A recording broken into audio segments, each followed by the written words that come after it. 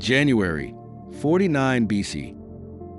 A small river in northern Italy, insignificant in size, yet colossal in consequence. Julius Caesar stands at its edge, the weight of history pressing on his shoulders.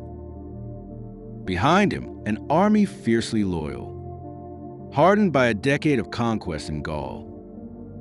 Ahead, Rome itself, the heart of the Republic, and the Senate that now brands him a criminal. As a chill wind blows across the Rubicon, Caesar faces a choice that will change the destiny of Rome forever.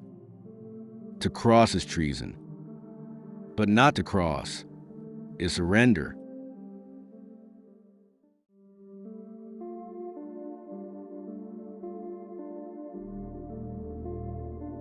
To understand why this moment mattered, we must first understand what Rome was before Caesar. For nearly 5 centuries, the Roman Republic stood as a model of civic virtue, shared governance, and balance of power. 2 consuls ruled, elected by the people, but constrained by laws, tradition, and, most importantly, the Senate. Yet beneath this noble structure, corruption was eating away at the heart of Rome. Political elites, known as the optimates, used wealth and influence to manipulate elections and control the Senate. Meanwhile, the populace, led by reformers like Caesar, sought to win the favor of the masses, promising land and justice for the poor. Rome was no longer a republican spirit. It was a battleground of ambition, one waiting for a man bold enough to seize it.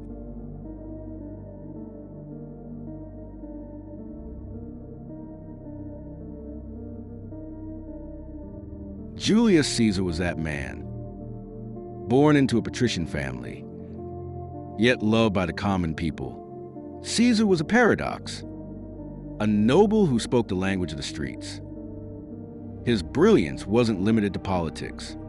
He was a strategist, a writer, and above all, a commander of extraordinary charisma. In Gaul, he achieved what no Roman had ever done. He conquered an entire continent. The name Caesar became synonymous with victory. His legions adored him, not as a distant leader, but as a comrade who fought and bled beside them. But back in Rome, the Senate watched uneasily. For every mile Caesar's legions advanced, their fear grew. Power, real power, was slipping away from the old elite.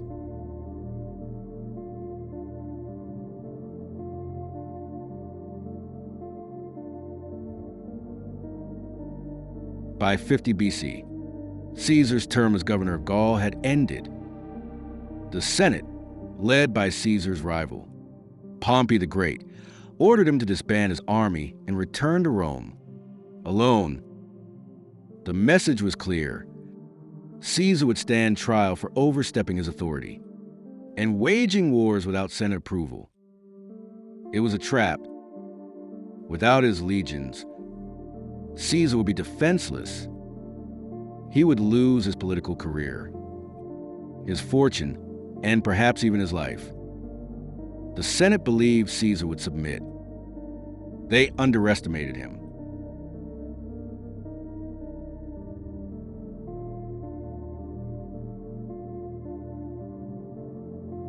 On the night of January 10th, 49 BC, Caesar paused at the Rubicon, the legal boundary between his province and Italy. To cross it with an army was an act of war against Rome itself. The ancient historian Suetonius tells us that Caesar hesitated. In that silence, he is said to have uttered the immortal words, "Alia iacta isti," the die is cast. With those words, Caesar crossed the Rubicon, marching his legion into Italy. The Rubicon was no longer just a river. It was a line between republic and empire.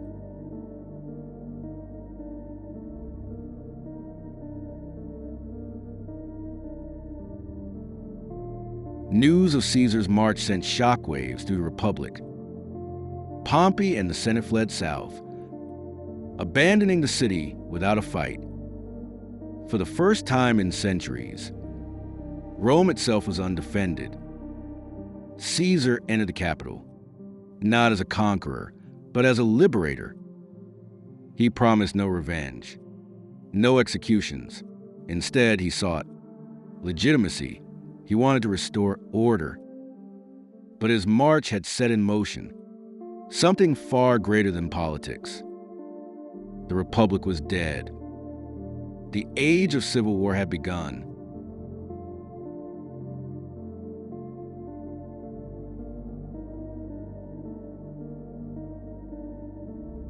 The Rubicon was only the beginning.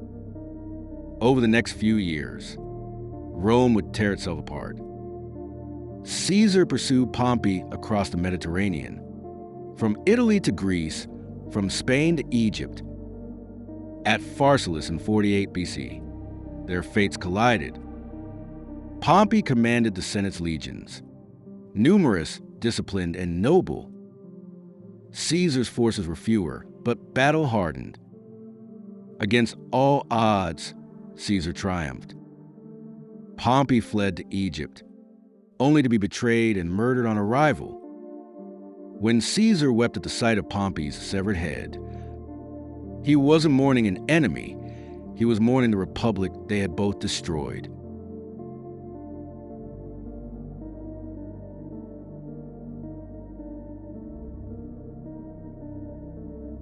Returning to Rome as victor, Caesar was declared dictator for life.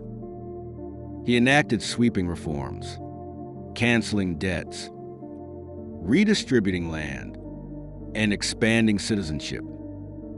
To the poor, he was a savior. To the Senate, a tyrant. Rome, once governed by laws and elections, now revolved around a single man. What began as a march across a river had become the dawn of empire.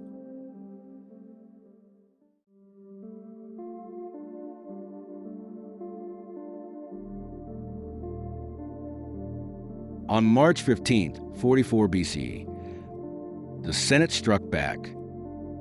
As Caesar entered the chamber, he was surrounded by men he once called friends. Among them, Brutus, the son of his lover and once his protege. The daggers fell swiftly. 23 wounds. One republic's last gasp. But it was too late. The republic did not return. Out of Caesar's ashes would rise a new world. An empire ruled not by senators, but by emperors.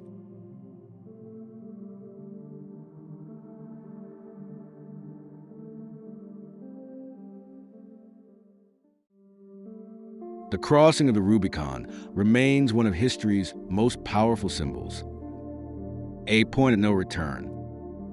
A moment when decision meets destiny. Caesar's march marked the end of the Roman Republic, but it also gave birth to an empire that would shape the world for centuries. From law and architecture to language and power, Rome's shadow still stretches across time. And at the center of it all, one man, one choice, and one river. The die was cast, and history was never the same again.